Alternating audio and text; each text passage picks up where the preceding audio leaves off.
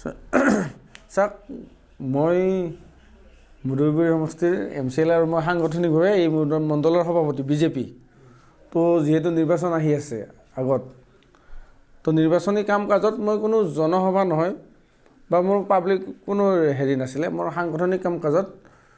মই 3-4 আমাৰ যি সংগঠনৰ দায়িত্বত আছে মণ্ডলৰ এনেকুৱা বিষয়বিলাক অকণমান লগ কৰিবৰ কাৰণে মানে অহাকালি নিৰ্বাচনৰ কাৰণে কি প্ৰস্তুতি চলাইছে সেইটো বিচাৰ ল'বৰ কাৰণে গৈছিলোঁ যাওঁতে অবাঞ্ছিতভাৱে কিজনমান যুৱকে মোক মানে আগভেটি ধৰি কিয় আহিছে নিৰ্বাচন পইচা দিব আহিছে নেকি বুলি সেনেকুৱাকৈ মানে অকণমান মানে হেৰি মিছবিহেভ কৰিব বিচাৰিছিল কোন আছিল তেওঁলোকে তো তেওঁলোকে তাৰে কোনোবা নিৰ্দলীয় এজন কেণ্ডিডেট আছিলে কেণ্ডিডেটৰে সমৰ্থক বুলি আমি ভাবিছোঁ তেওঁলোকক আৰু এইটো সম্পূৰ্ণ ৰাজনৈতিক ষড়যন্ত্ৰ মোক জনমানসত হেয় কৰিবৰ কাৰণে সেনেকুৱা এটা প্ৰস্তুতি চলাইছে তেওঁলোকে সুধিছে নিৰাপত্তাৰক্ষী নোহোৱাকৈ চিকিউৰিটি নোহোৱা উইদাউট চিকিউৰিটি কিয় আহিছে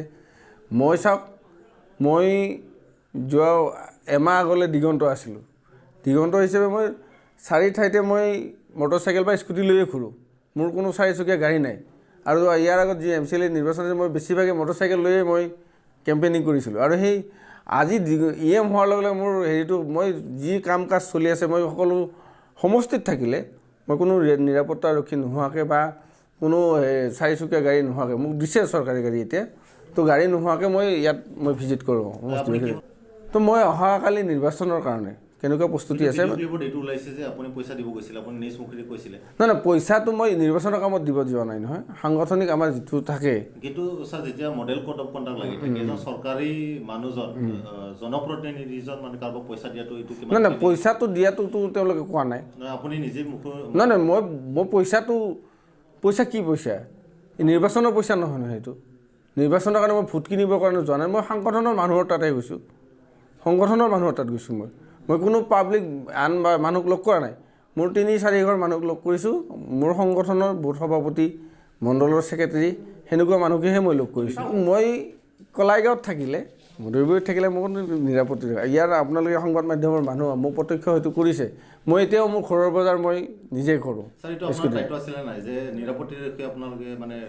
চাওক নিৰ্বাচনৰ টাইমত নাই নাই নিৰাপত্তাৰক্ষী এইকেইটা দিন ইলেকশ্যনৰ কাৰণে আমি বহুত দেৰিলৈ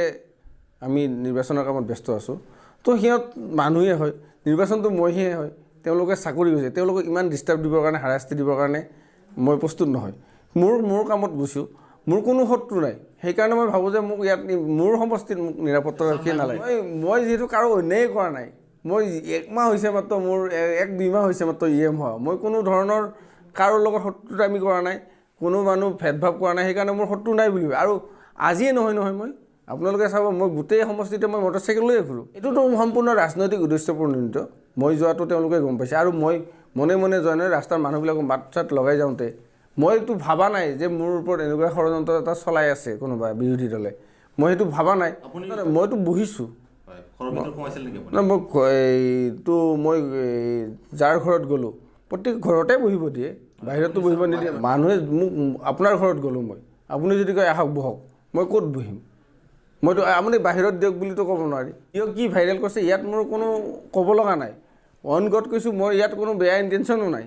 কিন্তু আপোনালোক কোনে কি ভাইৰেল ভিডিঅ' কৰিছে ইমাক লৈ মই ইমান গুৰুত্বও দিয়া নাই কথাটো এতিয়া ছ'চিয়েল মিডিয়াত যিটো ভাইৰেল হৈছে বিভিন্নজনে দেখিছে বিভিন্নজনৰ বিভিন্ন প্ৰশ্ন আপুনি কি ভাবে বিজেপিৰ ইমেজটো কৰবাত না কৰবাত অকণমান হ'লে নাই মুদৈগুৰিবাসী ৰাইজে মোক জানে সৰুৰ পৰা ছাত্ৰ সংগঠনৰ নেতৃত্ব দি আজি ৰাজনৈতিক পথাৰত আহিছোঁ মুদৈগুৰিবাসী ৰাইজে মোক জানে কোনে কি জানে নাজানো কিন্তু মুদৈগুৰিবাসী ৰাইজে মোক ভালকৈ জানে মোৰ কথা মোৰ হেৰি কিন্তু মোৰ সমষ্টিবাসী ৰাইজক এইটো কৈছোঁ ৰাজনৈতিক উদ্দেশ্যপ্ৰণোদিতভাৱে কোনোবাই কিবা কৰিলে আপোনালোকে ইয়াত পতিয়ন নাযাব ইয়াৰ স্পষ্টীকৰণ দিছোঁ আৰু বিশেষ হ'লে মই আইনী ব্যৱস্থা ল'বৰ কাৰণে মই সাজু আছোঁ ভুলটো কাৰ হৈছে আপোনাৰ নে যিবিলাক নেকি আপোনাক মানে টাৰ্গেট কৰি পেলাই নাই ভুল কাৰ ভাল কাৰ যদি মই আইনত যাম কিন্তু মই কৈছোঁ মানুহ এঘৰ তাত মানুহ যাব নোৱাৰে নেকি উইদাউট চিকিউৰিটি মানুহ যাব নোৱাৰে নেকি লিখা আছে নেকি উইদাউট পাৰ্থক্য ফণীভূষণ চৌধুৰী আপোনালোকে মন্ত্ৰী দেখিছে নহয় তেওঁতো চিকিউৰিটি নোহোৱাকৈ তেওঁতো ৰাজ্যৰ কেবিনেট মন্ত্ৰী হয় তো মই ভাবিছোঁ মোৰ কোনো শত্ৰু নাই মোক কোনো মোৰ ওপৰত বেয়া ভাৱ নাই, কিন্তু আজিৰ পৰা গম পালোঁ যে EM হিচাপে হেৰি কৰিব লাগিব। মই ইমান দিনে ভবা নাছিলোঁ যে মোৰ কোনোবা শত্ৰু আছে। এটা বিগ কুৱেশ্যন এটা আছে যে তাতে এটা তিৰোতা মানুহ দেখা পাইছে, সেই মানুহজনী আপোনাৰ কি সম্পৰ্ক আছে? মানে সেইটো আমাৰ মণ্ডলৰ ছেক্ৰেটাৰী হয়। বিষয়ববীয়া হয়, মণ্ডলৰ ছেক্ৰেটাৰী হয়। তাৰ আগত বুথ কমিটিৰ ঘৰত গৈছোঁ। মানুহৰ মানসিকতাৰ ওপৰত প্ৰশ্ন, তেওঁলোকৰ ব্যৱহাৰটো, তেওঁলোকে যদি আক্ৰমণ কৰিম বুলি আহে তেতিয়া আপুনি কেনেকৈ প্ৰশ্ন উত্তৰ কৰিব? মানুহৰ মানসিকতা, যাৰ চিন্তাধাৰা যি, তেওঁলোকৰ ৰাজনৈতিক চিন্তাধাৰাৰে সেইটো হেৰি ড্ৰাইভাৰ্ট কৰিব খুজিছে, এইটোতো আপুনি কি ক'ব? সময়ত দেখা যাব। প্ৰশ্ন আপোনালৈ ক্লিয়াৰিফিকেশ্যন কি দিব এই সমগ্ৰ ঘটনাটোলৈ? তো এইটো সম্পূৰ্ণ ৰাজনৈতিক উদ্দেশ্যপ্ৰণোদিত ঘটনা। ইয়াত মানুহৰ ঘৰত মানুহ যাব পাৰে, সেইটো কোনোতো বাধা আছে নেকি কিবা? মই এটাই কৈছোঁ, মুদৈবাৰী ৰাইজক এটাই কৈছোঁ, আপোনালোকৰ EM আপোনালোকৰ দৰেই আছে। ইয়াত কোনো চিন্তা কৰিব লগা কাৰণ নাই। আপোনালোকে সেৱা কৰিবৰ কাৰণে আপোনালোকে 5 বছৰৰ কাৰণে পঠাইছে, আপোনালোকে সেৱা কৰি যাম। ইয়াত কোনোবাই কি কৰে সেইটো আমাৰ ভাবিব লগা নাই। ৰাজনৈতিক স্বাৰ্থত কোনোবাই কাৰোবাক কিবা বেয়া ব্যৱহাৰ কৰিছে, ৰাজনৈতিক যাত্ৰাটোত বিপথে পৰিচালনা কৰিছে, সেইটো তেওঁলোকৰ কথা, সেইটো মোৰ ক'ব লগা নাই। আৰু এইটো আপোনালোকক স্পষ্টভাৱে কৈছোঁ,